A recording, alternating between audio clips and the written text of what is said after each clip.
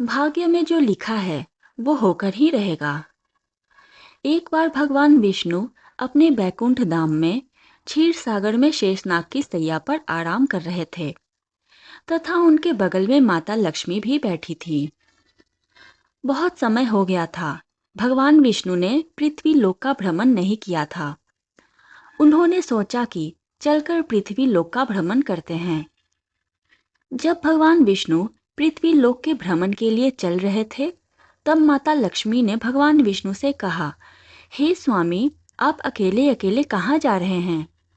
तब भगवान विष्णु ने माता लक्ष्मी से कहा कि हे देवी, मैं पृथ्वी लोक का भ्रमण करने के लिए जा रहा हूँ। तब माता लक्ष्मी ने कहा कि स्वामी, मैं भी आपके साथ चलूंगी। तब भगवान विष्णु ने कहा कि देवी, तुम मत जाओ, यहीं रहो, मैं पृथ्वी लोक का भ्रमण करके जल्द ही वापस आ जाऊंगा। लेकिन माता लक्ष्मी नहीं मानी। तब भगवान विष्णु ने माता लक्ष्मी से कहा कि ठीक है देवी, लेकिन एक बात का ध्यान रखना, तुमको उत्तर दिशा में नहीं देखना है। तब माता लक्ष्मी ने कहा कि ठीक है। फिर भगवान विष्णु और माता लक्ष्मी दोनों पृथ्वी भ्रमण के लिए निकल पड़े। उस समय पृथ्वी पर बारिश भी हुई थी तथा पृथ्वी का वातावरण काफी सुहावना लग रहा था। उस सुहावने वातावरण में चारों तरफ की हरियाली देखकर माता लक्ष्मी अपने वचन को भूल गई तथा वह उत्तर दिशा की ओर देखने लगी। वहां बगल में एक फूलों का बागीचा था जिसमें काफी सुंदर सुंदर फूल लगे हुए थे।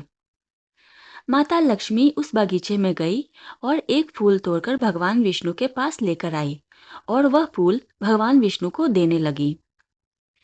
तब भगवान विष्णु की आंखों में आंसू आ गए। उन्होंने माता लक्ष्मी को अपना वचन याद दिलाया।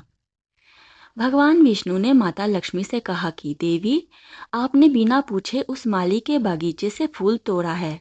यह एक तरीके से चोरी है, अतः इसकी आपको सजा जरूर मिलेगी। आपको उस गरीब माली के यहाँ 3 वर्ष तक नौकरानी बनकर रहना होगा। माता लक्ष्मी ने कहा कि ठीक है। तब माँ लक्ष्मी एक गरीब लड़की का रूप धारण करके उस माली के घर पर गई। उस माली का नाम माधव था। माधव काफी नेक तथा ईमानदार आदमी था। उसके 3 बेटियां तथा 2 बेटे थे। घर की परिस्थिति काफी खराब थी। माता लक्ष्मी जब माधव के पास गरीब लड़की का रूप धारण करके काम मांगने के लिए पहुंची, तब माधव ने उस लड़की को घर में रख लिया।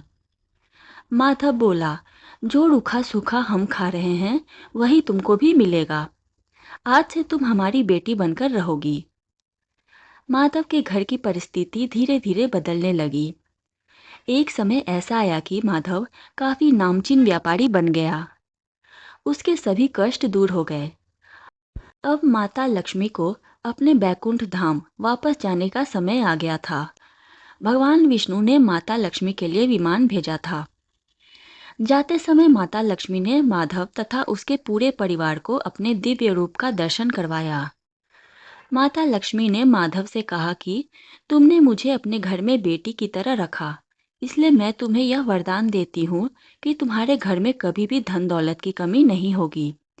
इसके साथ ही साथ तुम्हारा पूरा परिवार हमेशा खुशहाल रहेगा।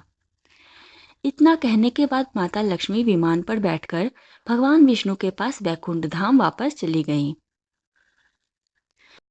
दोस्तों, तो आपने देख ही लिया कि कैसे माता लक्ष्मी ने उस गरीब माधव की किस्मत ही बदल दी। भगवान विष्णु को यह सब कुछ पहले से ही मालूम था कि यह सब कुछ घटित होने वाला है। इसलिए माता लक्ष्मी को पृथ्वी भ्रमण करने से भगवान विष्णु रोक रहे थे। लेकिन जो होना है वो तो पहले से ही निर्धारित है। दोस्तों, विधाता एक बार जो लिख देता है वो चाहकर भी कोई नहीं मिटा सकता। आशा करती हूँ ये छोटी सी कहानी आपको पसंद आई होगी। कहानी पसंद आई हो तो वीडियो को लाइक करें, चैनल को सब्सक्राइब करें। धन्यवाद।